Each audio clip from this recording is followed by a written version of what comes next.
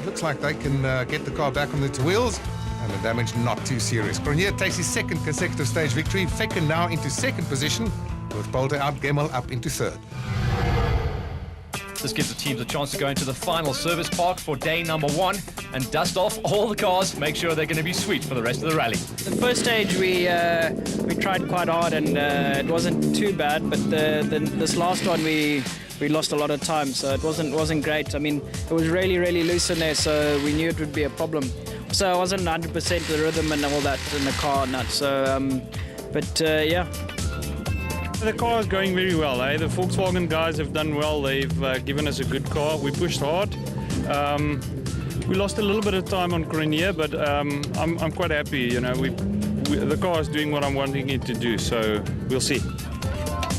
We had a puncture about 15 k's to go.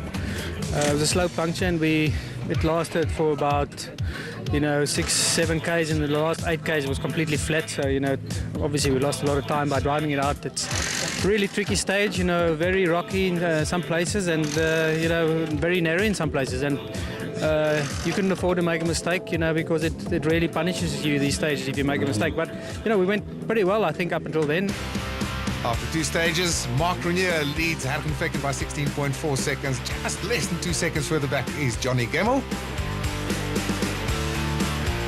Jan Habich down in 6th position. Conrad Rotenbach will not be happy lying in 7th.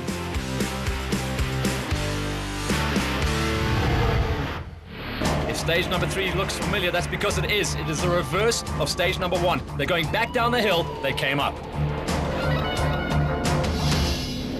Nicholas Ryan inside the top 10 at the moment in the Grand Mark Volkswagen Polo, as we go on board with John Williams and Kobus Frey, currently in 8th position overall. They're being chased for that 8th place by Mohamed Musa. Williams is sitting 1 minute 26 off the back of the race leader, so he needs to start pushing if he wants to go for the top 5. They would go 9th fastest on this stage. Right 5. There's the right 5 at the bottom. Right 5. 80 over bumpy. Left 7 in over rough. 140. Bump. De Villiers is looking consistent in his rally. I've got to say, he is right up there and looking for solid top 5s every single stage. Setting the 8th fastest time on that stage as we go to Hein Lateghan. Very impressive so far, lying in 5th position overall. Solid performance by the Pertec Peugeot crew. Long max left maybe in and crest into long max right. That was Henk Lateghan, stranded after not being able to finish stage number 1, and yeah, a little bit of a moving chicane, not even moving in fact. Rotenbach not phased by that. He goes 6th fastest. Jan Habich, 6 times winner of this event, currently lying in 6th position overall. Into a maximum rest, 1 over crest, 100, long right 6, tightens to a 7, right 6 go. Yes, finished. Finished. See 100 down, possible slippy, hairpin right.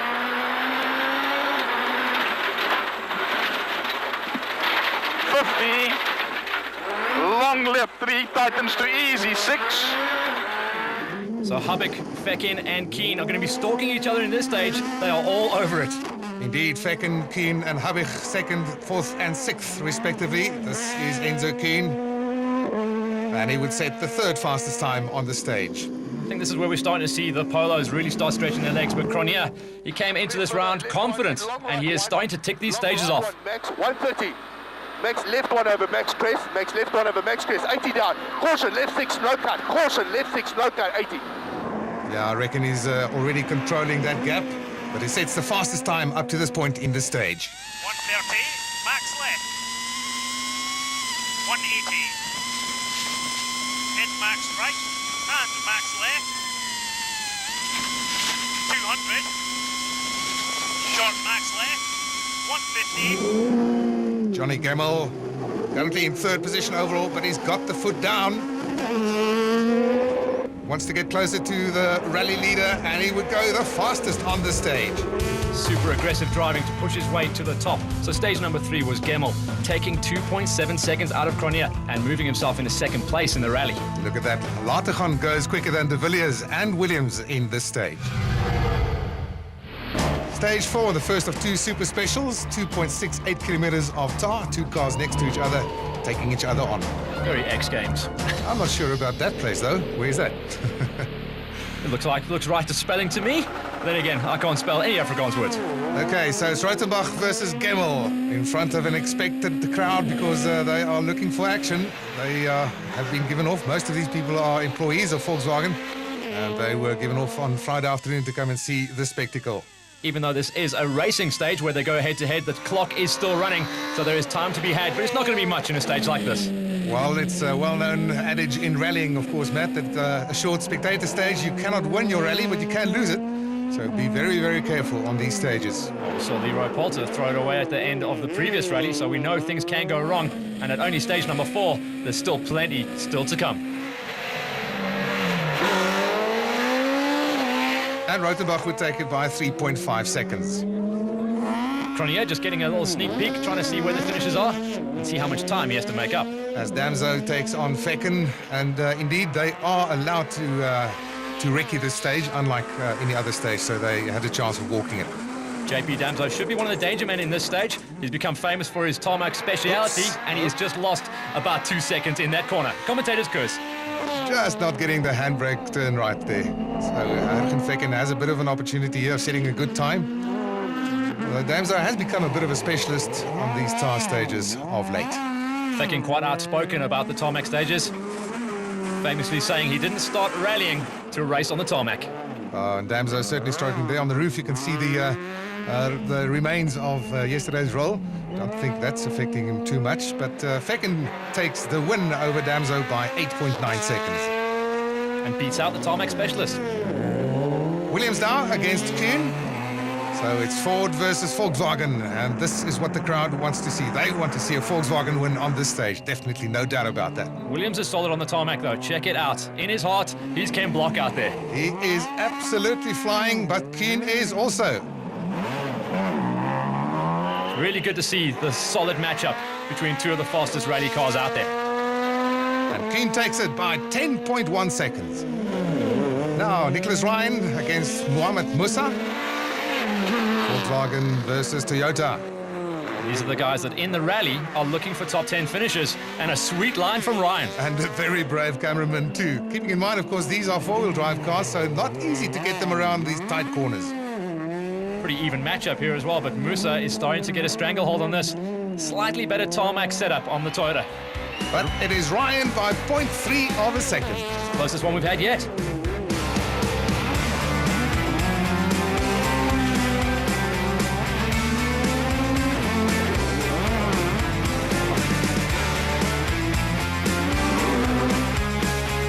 Was the fastest man on the first of the special stages, taking 2.7 seconds out of Fecken, making it 2 VWs at the top.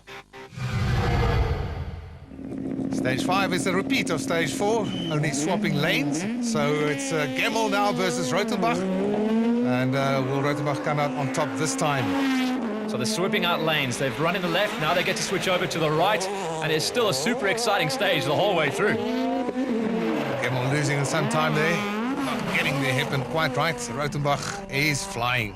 A funny thing to observe in this is actually some guys are really good at drifting the car into left-handers and others into the right. So that's the kind of dynamic you're going to be watching out for.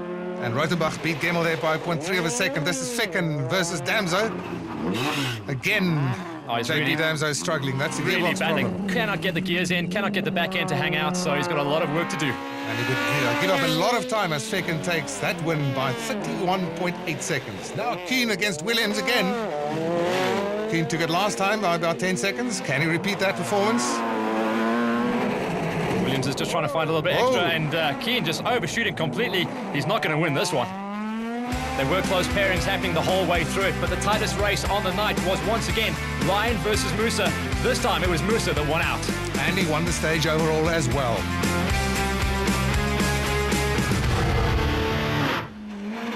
A quick look at the latest standings in the Junior Championship. In S1600, Ashley Haig-Smith leads by 19.8 seconds over Guy Bottrell,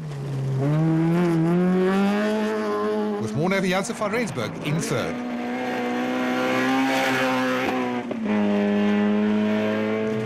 In S1400, Ian Young leads the class at this point after Megan Verlaak lost a lot of time due to a puncture earlier on in the rally. But she has now made up 1 minute already on that, lying in second.